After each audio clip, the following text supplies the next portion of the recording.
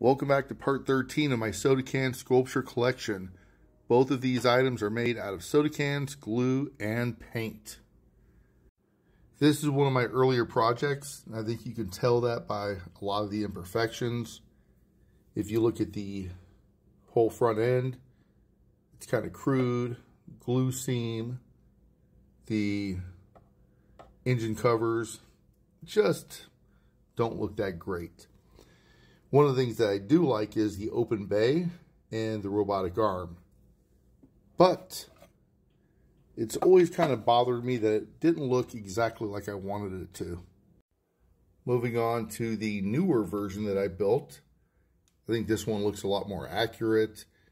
The nose is a lot cleaner. The paintwork is better. The engines look nicer.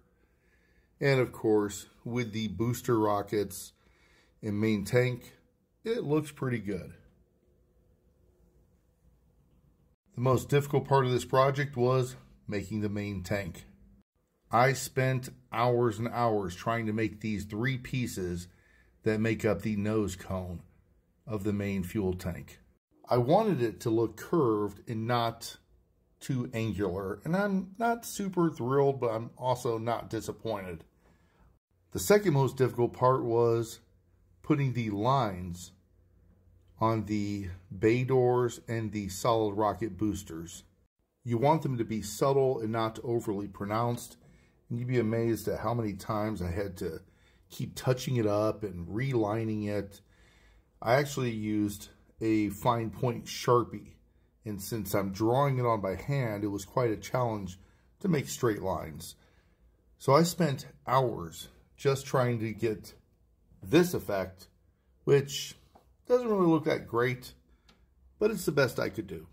So I now have what I've wanted for a long time, a shuttle sitting on the base and a shuttle doing work in orbit.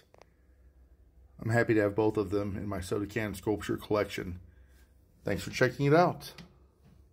As I've said before, I have a lot more to show you. Follow if you'd want to see it. God bless.